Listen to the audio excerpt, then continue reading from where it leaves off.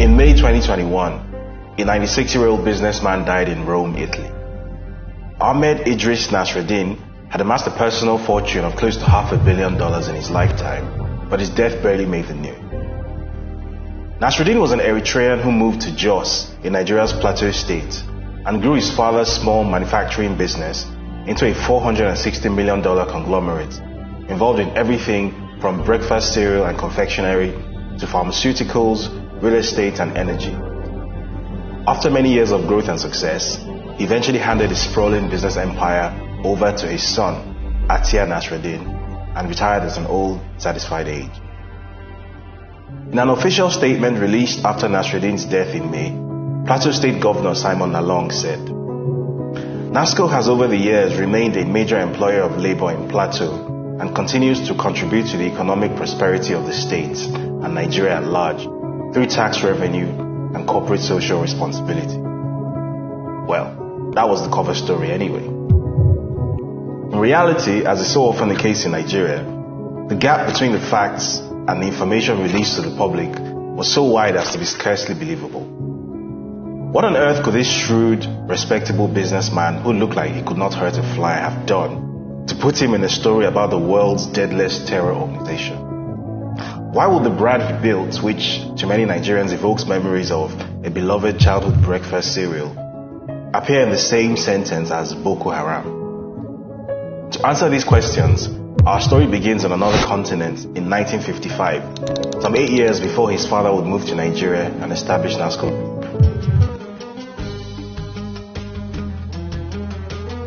The year is 1955, and a 33-year-old Islamic scholar from Gumi in modern-day Zamfara State, northwestern Nigeria, has made his way to Mecca for his first Hajj pilgrimage. Alongside him is a certain Ahmadu Bello, who is the premier of northern Nigeria. During this trip, the scholar impresses both Ahmadu Bello and Saudi King Saud with his Arabic translation skills. He rapidly makes a big impression on many locals and clerics in Mecca. These relationships will later become his most valuable asset following subsequent events. Upon returning to Nigeria, he takes up positions teaching Arabic studies at Islamic schools in Kano and Kaduna. Now, his style of teaching focuses on educating his students about the differences between Islamic religious doctrine and local customs. Based on his strict Sunni understanding of the Quran, he teaches his students to adopt a pure Islamic identity at the expense of practices that he considers bid'ah, which can be roughly translated as innovation or corruption. He also becomes the first Islamic scholar to translate the Quran from Arabic into Hausa, which puts him in a uniquely influential position comparable to that of Ajayi Crowther, the 19th century Bible scribe in southwestern Nigeria. Using this leverage, he becomes an increasingly powerful figure in northern Nigeria, with his essentialist views on Islamic doctrine gaining popularity. To him, the existing Sufi orders of northern Nigeria are polluted with bid'ah and unfit for purpose. He becomes well known for attacking the Tijaniya and Qadiriya brotherhoods during his appearances on Radio Kaduna, while advocating for a return to Islamic purity. Following the death of his friend and benefactor Ahmadu Bello, the scholar finds himself in a precarious situation. The new Nigerian federal government, led by soldiers, has a motive to crack down on anyone who is outspoken and influential. He may be an intellectual giant in northern Nigeria, but without political and financial backing, he's a giant with feet of clay. His solution is to seek financial and political help from his friends in Mecca. The Saudis, as always, are eager to help. His Saudi backers are keen to use him to espouse the Saudi Arabian state's official interpretation of Islam, which is based on the work of 18th century Islamic scholar Muhammad ibn Abdul Wahhab. This fundamentalist doctrine, often known as Wahhabism, fits very closely with the teachings of our hero in northern Nigeria, and he enthusiastically sets about gathering support for this new Saudi-funded project. In the 2009 book, The Wahhabi Mission and Saudi Arabia, historian David Cummins says, the Saudi-funded Muslim World League also sent missionaries to West Africa, where it funded schools, distributed religious literature, and gave scholarships to attend Saudi religious university. These efforts bore fruit in Nigeria's Muslim northern region, with the creation of a movement, the the Izala Society, dedicated to wiping out ritual innovations. Essential texts for members of the Izala Society are Muhammad ibn Abdul Wahhab's Treatise of God's Unity and commentaries by his grandsons. Reaching out to his erstwhile students across Kano and Kaduna over the course of the 1970s, the scholar slowly builds a coalition of strategically aligned individuals that will someday become a very powerful organization in northern Nigeria. In 1978, one of his prominent students, Sheikh Ismaila Idris, takes charge of this increasingly powerful but still somewhat unofficial movement and calls it Jamatu Izalatil Bida wa Ikamatus Sunnah, which translates as Society of Removal of Innovation and Re-establishment of the Sunnah, which is also known as JIBUIS for short. Based in Jos and known colloquially as the Izala movement, this organization would go on to become the most influential Islamic body in Nigeria over the next few decades. Its members will become some of Nigeria's most revered imams and clerics. They will achieve high ranks in the Nigerian armed forces. They will even sit on the Federal Executive Council as ministers of state. Jibus will come to exert a level of influence over Nigeria's national politics and governance that is unprecedented for a religious body in Nigeria. Soon, it will become almost impossible to achieve power in many parts of northern Nigeria without identifying with the Izala movement. Among other things, the scholar states that Muslims should never accept a non-Muslim as ruler, which can be interpreted as a call for insurrection against the Christian Nigerian president. He's never held to account for this statement, and in any case, he no longer believes that writing books or teaching people about Islam will, on their own, lead to an Islamic renaissance in northern Nigeria, which is what he wants. Now, he's all about partnership and political action. He maintains his membership in northern Nigeria's legacy Islamic group, which is called Jamaatul Nasrul Islam. But he is unmistakably the beating heart of the new Izala movement. To all intents and purposes, this is the birth of modern Salafi Islam in Nigeria. Without firing a single shot or contesting in an election, this Islamic scholar has become one of the most powerful men in northern Nigeria. His name? Abubakar Mahmoud Gumi. Fast forward 33 years. It's Christmas Day in 2011. A bomb suddenly goes off at St. Teresa Catholic Church in Madala.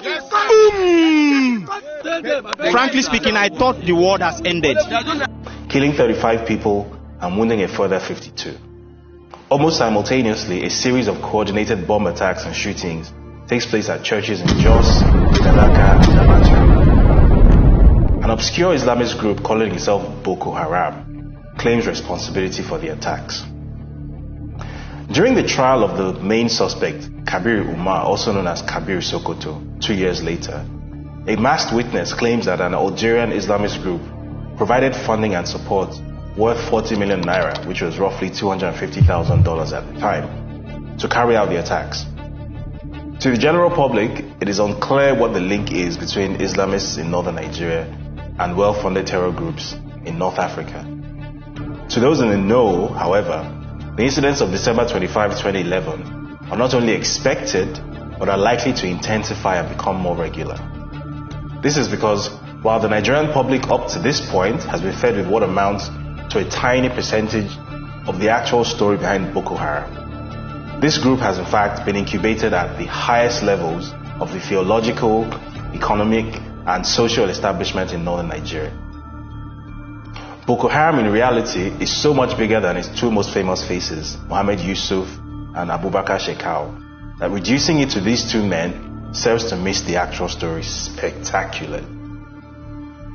To start to get a sense of what Boko Haram is and where exactly it came from, let's go from 2011 back to 2006 and read this excerpt from a letter written by Permanent Representative of Nigeria to the United Nations, Aminu B. Wali.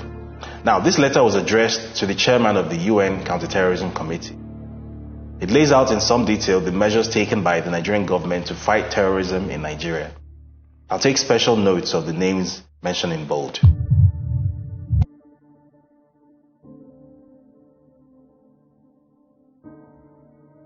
A WikiLeaks cable from 2002 confirms that this arrest of the cleric named Yakubu Musa Kafanchan actually did take place, only for the suspect to be released inexplicably after 27 days in detention.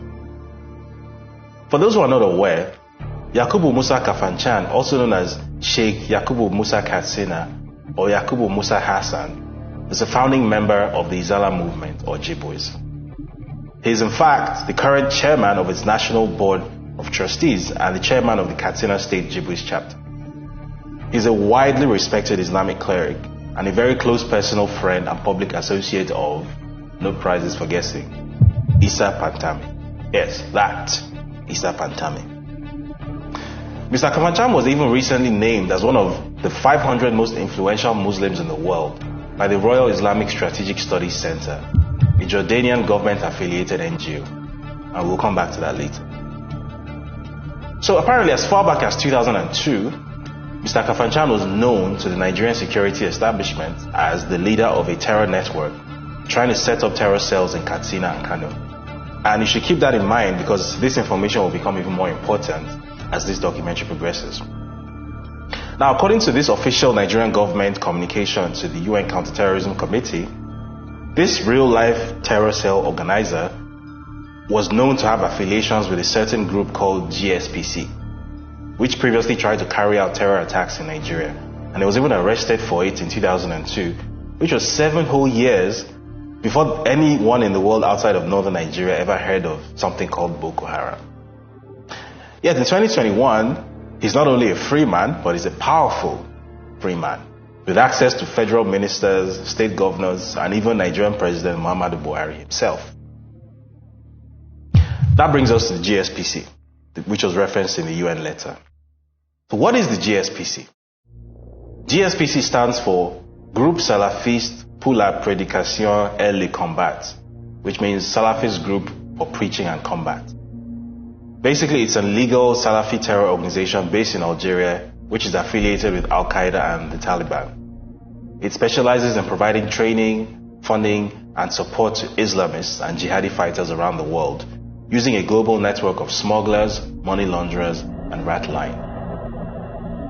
This brings us to the second name in the above letter.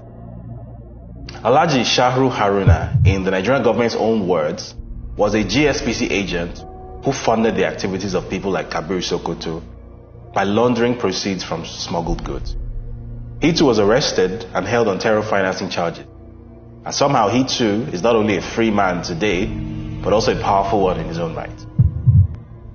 You probably won't be surprised to find out that Alhaji Shahru Haruna is also a ranking member of the Izala movement.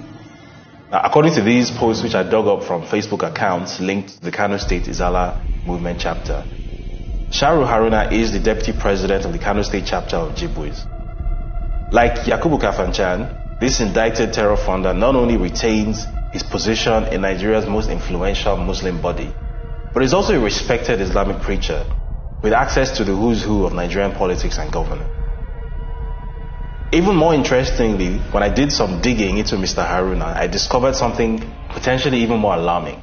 Now, it will be recalled that in September 2021, CBN Governor Godwin Emefiele claimed that a significant portion of dollars bought by Bureau de Change operators in Nigeria goes into the illegal importation of arms.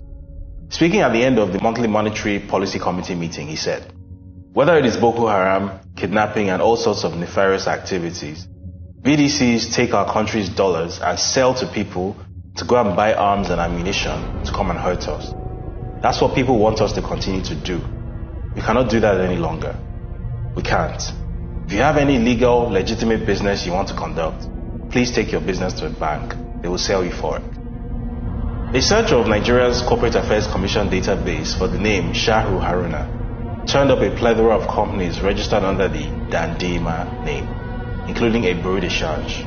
Now, for reference, this man, Shahru Haruna, who was identified by the Nigerian government itself as a security threat for funding terror via money laundering, was somehow allowed to own and operate a Bureau de Change, which, according to the CBN governor, could well have been funding terror via money laundering. A CBN circular from October 2020 confirms that, at least as recently as 2020, Shahru Haruna was allowed to run a Bureau de Change in Nigeria, potentially giving him access to the very funding and laundering infrastructure that he should not have been given access to under any circumstance. Now, a glance at the other Dandima business entities on the CAC database shows that even the email address used to register them belongs to this bureau de change, which says everything about how central it is to Sharu Haruna and his business interests. And in case you're wondering if this picture can get any worse, the answer is yes, it can. And it will. Take note of the name circled in red. Zahraddin Sharu Haruna is Sharu Haruna's son. So it is no surprise for him to show up as a director on his father's bureau de change registration document. There's just one problem. Remember the CBN governor saying that BDCs facilitate terror financing? Well, just a month before he made those comments, the CBN sent out a circular with the names of 18 companies and an individual whose bank accounts were to be frozen with a PND, which means post no debit, mandate. Very unusually, no reason was given for the instruction, and also unusually, there was an account belonging to an individual on the list, which was otherwise made up of just corporate accounts. And what was this individual's name? Yes, that guy.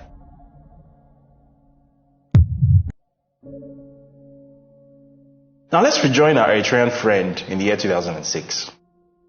The Nigerian Financial Intelligence Unit, NFIU, had recently been gazetted, and one of the very first things its counterterrorism unit did at the time was to freeze all assets linked to NASCO Group Nigeria Limited. Apparently, Mr. Nasruddin had been doing some creative accounting to hide the fact that he was moving money around the world to fund Islamist terror organizations. Or at least that was what the Nigerian government itself wrote to the UN in the same letter. A WikiLeaks cable from 2002 hinted at American hesitancy on the subject of freezing NASCO's Nigerian assets due to the economic implications for Plateau State and political implications in Nigeria. The real proof of Nasruddin's double life, however, came from the US Treasury Department, which published a comprehensive account of how he laundered and moved money around the world for terror organizations. Want to hear the real kicker?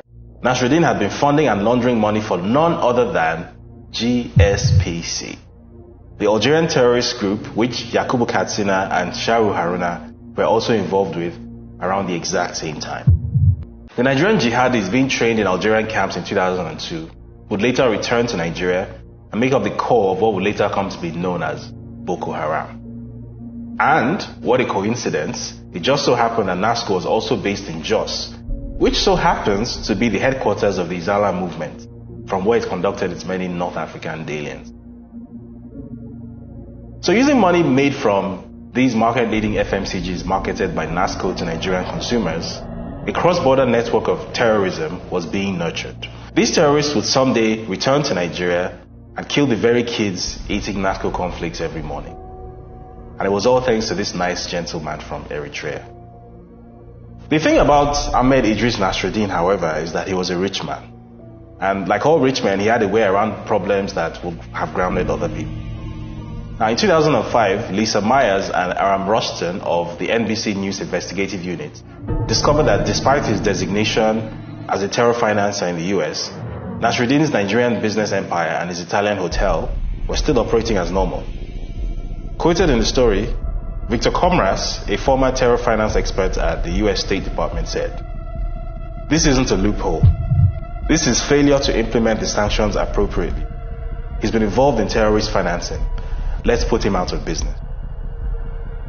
That would prove easier said than done, because just 2 years later, in 2007, the LA Times published a story indicating that, to all intents and purposes, Nasruddin had cut some kind of a deal with the US government. This deal likely involved asset forfeitures, but it was never made public. Essentially, his name was taken off the list of terror financiers after being indicted for funding terror. Now, this terror that he had funded had found its way into the lives of the very Nigerian consumers that made him wealthy, but he ended up getting off the hook pretty much entirely. So for those who died in the Madola Christmas Day bombings facilitated by the people that he had earlier funded and supported, there would basically be no justice. Nasruddin got to hand over NASCO to his son and lived out the rest of his life in peace and relative comfort, dying at the ripe old age of 96.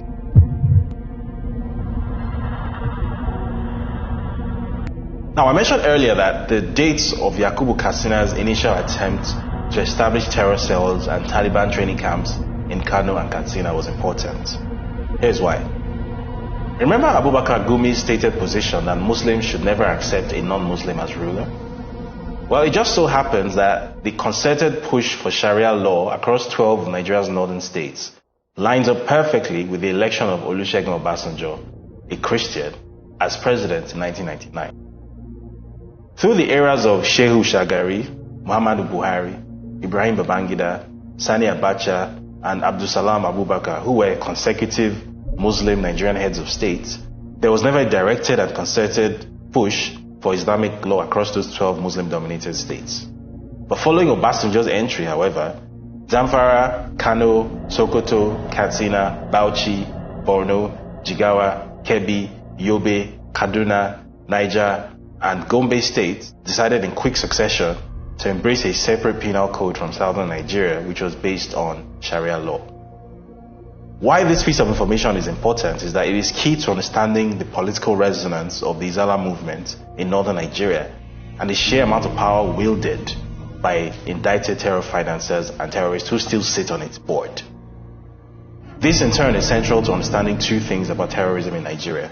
The first thing is that Boko Haram is a logical development growing out of the rise of political Islam in Nigeria, with its roots in Salafism, as popularized by Abubakar Gumi and his ideological heirs.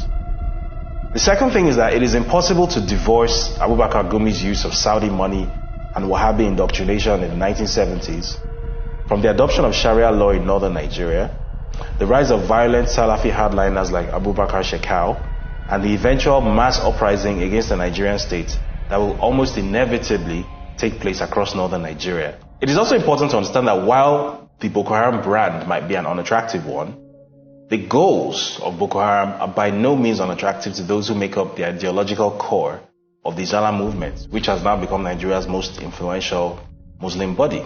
Sheikh Aminu Daurawa, who famously praised the September 11 attacks in a 2001 sermon with a quote claiming that Allah is a suicide bomber, would later become the inaugural chair of Kano's Hizbah police and also remains a high-ranking Izala movement member.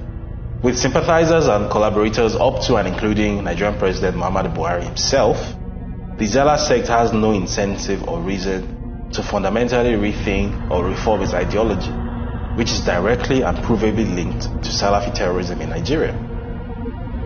As long as Mr. 00 retains his obvious and unapologetic sympathy for an organization with clear and ongoing links to the enemy he claims to be fighting as Nigeria's president, the Izala movement has no incentive to reinvent itself. There's no way that the Nigerian president is not aware of Yakubu Musa Hassan Katsina's history as a known terrorist. And yet, as recently as 2018, President Buhari was pictured in Aso Rock meeting with Izala movement president Abdullahi Balalau, Yakubu Musa Hassan Katsina himself, Kabiru Gombe, and Ibrahim Jallo Jalingo. It is either I have more access to information about his friends and associates than the Nigerian president does, with all the alphabet soup intelligence agencies at his disposal, or he already knows all of this and he has picked a side. And it doesn't take a genius to work out which one it is. Certainly from the point of view of the Izala movement, this picture taken in 2018 was a statement. A statement that while a government led by a Christian may have arrested Yakubu Hassan and his terrorist peers in 2002, 16 years later, Hassan's ideological ally is now in office, standing proudly and solidly next to him, like he stood solidly next to Isa Pantami when his earlier pronouncements came to light. So basically, the Izala movement has won and Nigeria has lost. The only other angle of high-level involvement that has not yet been addressed so far is that of the Jordanian government. Now remember earlier where it was mentioned that Yakubu Katsina was named among the world's 500 most influential Muslims by a Jordanian state-backed NGO. Well, it turns out that the NGO in question, which is the Royal Islamic Strategic Studies Center, is itself affiliated with the Royal Al-Bayt Institute for Islamic Thought. A little poking around revealed that this body published a paper titled Reports on the Interreligious Tensions and Crisis in Nigeria in May 2012. Produced by a state-funded NGO in Jordan as far back as 2012, this report referenced alleged income disparity between Nigeria's Christian South and Muslim North, attempting to portray the latter as a victim of involuntary poverty and economic bullying at the hands of the former, without citing any data to support this conclusion. Now, very tellingly, at a time when conversations around violent clashes between nomadic Muslim cattle herders and traditionalist or Christian farmers were not yet present in Nigeria's news cycle, this Jordanian organization with links to Yakubu Hassan, a known Nigerian terrorist, was already recommending grazing grounds as a solution for a problem that did not actually exist yet. So 10 years later, the question is, how did they know?